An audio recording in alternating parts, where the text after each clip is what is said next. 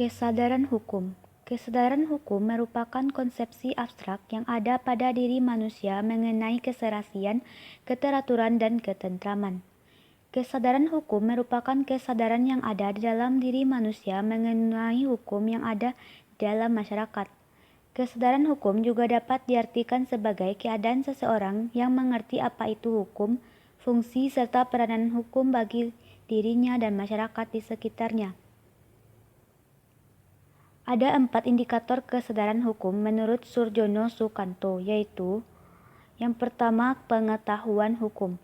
Pengetahuan hukum adalah seseorang mengetahui bahwa perilaku tertentu telah diatur oleh hukum baik tertulis maupun tidak tertulis.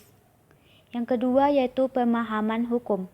Warga masyarakat memiliki pengetahuan dan pemahaman tertentu mengenai aturan-aturan tertentu. Misalnya pengetahuan masyarakat tentang hakikat dan pentingnya Undang-Undang Nomor 1 Tahun 1974 tentang perkawinan.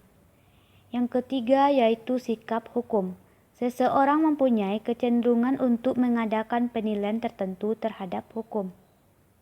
Yang keempat, pola perilaku hukum. Merupakan sikap dan perilaku masyarakat dalam mematuhi peraturan yang berlaku.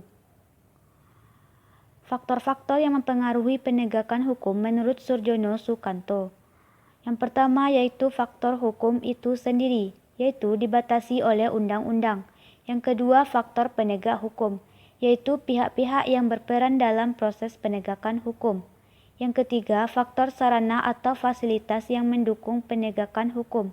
Yang keempat, faktor masyarakat, yaitu lingkungan tempat hukum tersebut berlaku atau diterapkan. Yang kelima, faktor kebudayaan, yaitu hasil rasa, cipta, dan karya manusia. Kepatuhan hukum atau legal obedience. Kepatuhan berasal dari kata patuh yang berarti tunduk, taat, dan turut. Jadi kepatuhan hukum dapat diartikan sebagai keadaan seseorang warga masyarakat yang tunduk dan patuh pada aturan atau hukum yang berlaku. Kepatuhan hukum yang dimaksudkan di sini adalah kepatuhan terhadap hukum tertulis. H.C. Kelman membedakan ada 3 faktor yang menyebabkan masyarakat mematuhi hukum, yaitu: yang pertama, compliance, merupakan kepatuhan yang dilakukan karena adanya harapan akan imbalan dan usaha untuk menghindarkan diri dari hukuman.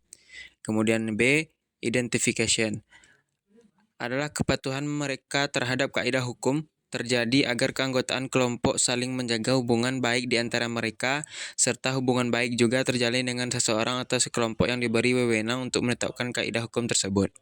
Kemudian yang 3, internalization, yaitu kepatuhan seseorang terhadap kaidah-kaidah hukum yang berlaku disebabkan karena adanya imbalan yang diharapkan.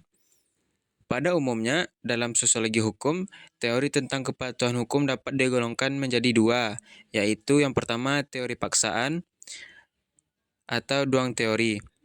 Max Weber bertitik tolak pada asumsi bahwa penguasa mempunyai sarana untuk memaksa agar masyarakat untuk patuh terhadap hukum. Hal ini disebabkan karena penguasa memiliki wewenang serta dapat memberikan sanksi kepada orang yang melanggar aturan. Kemudian yang B, teori konsensus. Ehrlich menekankan bahwa pelaksanaan hukum harus berdasarkan kepada kesepakatan masyarakat dalam merumuskan aturan.